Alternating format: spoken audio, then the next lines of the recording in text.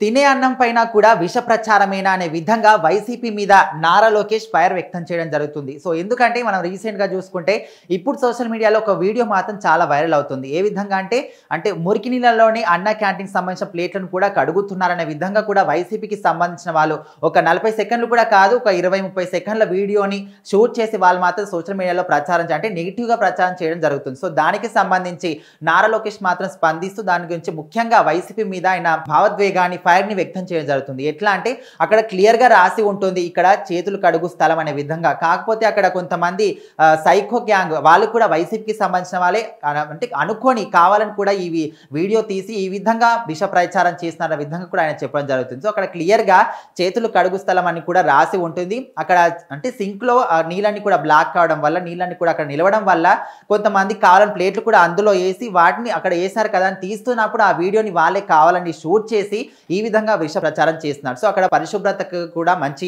Quality ఉంటుంది, వేడి నీళ్లు సోప్ కూడా అక్కడ ఉంటుంది. సో ఇలాంటి వాటికి సంబంధించి మీరు క్లియర్‌గా అక్కడ చూసుకోవచ్చు. అక్కడికి వెళ్ళి కూడా చూస్తే మీకు క్లియర్‌గా అర్థమవుతుంది.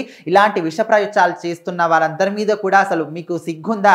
తినే అన్నం మీద, పేద ప్రజలకు తినే అన్నం మీద కూడా ఈ విధంగా విష ప్రచారం చేస్తూ మా పార్టీకి సంబంధించి అంటే నెగిటివ్‌గా మాట్లాడడం ఇలాంటివి అంతా కూడా ఎంతవరకు కరెక్ట్ అనే విధంగా కూడా నారా లోకేష్ వాళ్ళందరి మీద కూడా మాట్లాడడం జరుగుతుంది. సో ముఖ్యంగా వైసీపీకి సంబంధించిన వాళ్ళు వాళ్ళ ప్రభుత్వంలో ఉన్నప్పుడే ప్రజలను ఏ విధంగా కూడా పట్టించుకోలేదు. మరి ఇప్పుడు కూటమి ప్రభుత్వం వచ్చి ఈ విధంగా ఆదుకుంటుంటే అంటే వాళ్ళ కళ్ళు మండుతున్నాయా అనే విధంగా కూడా ఆయన భావోద్వేగాన్ని చెప్పడం జరుగుతుంది. ఎందుకంటే వాళ్ళకి సంబంధించి ఒక పూట అన్నం కోసం ఎంతో మంది చాలా అంటే 3 పూట్ల కష్టపడి వాళ్ళ 5,000 నోట్లోకి వెళ్ళడానికి చాలా కష్టపడుతూ ఉంటారు. సో అలాంటి వాళ్ళ కోసం కూటమి ప్రభుత్వం ఇలా అన్న క్యాంటీన్లను ఒక అద్భుతమైన పథకాన్ని తీసుకొచ్చి అందరికి కూడా అన్నం పెడుతుంటే ఇలాంటి దాని మీద కూడా ఒక ఆసరాగా చేసుకొని అక్కడ కూడా కావాలని వీడియోలు షూట్ చేసి ఫోటోలు షూట్ చేసి ఈ విధంగా విష ప్రచారం చేయడం ఎంతవరకు కరెక్ట్ అనే విధంగా కూడా ఆయన చెప్పడం జరుగుతుంది. సో ముఖ్యంగా మీకు వైసీపీ వాళ్ళకి చెప్తున్నాం ఇదే వేదికగా, ఎందుకంటే మీరు ఇలాగే చేస్తూ ఉండండి, మాకు ఎలాంటి ఫరక్ కూడా పడదు, మీ ఇలాగే చేస్తున్నాను, మేము ఇంకా ముందుకు వెళ్ళి ఇంకా 70, 80 అన్న క్యాంటీన్లు కూడా స్థాపిస్తాము అనే విధంగా కూడా నారా లోకేష్ వాళ్ళకు